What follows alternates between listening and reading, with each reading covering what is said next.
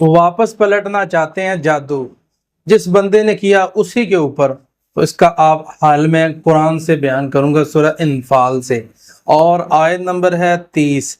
अल्लाह ताला फरमाते हैं काफिरों की चाल जो है हम चलने नहीं देंगे, बल्कि उनके ऊपर वापस लौटा देंगे, उनकी तदबीरें चालें फेल करेंगे।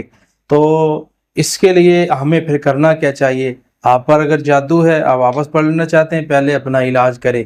इलाज करते जाएं, नीयत ये रखें ज़हन में कि ये जादू वापस जा रहा है, और इस यकीन के साथ करें। और इलाज क्या है? सूरह फलक, सूरह नास, आयतल कुर्सी 3 बार सुबह शाम पढ़ें, हर नमाज के बाद पढ़ें।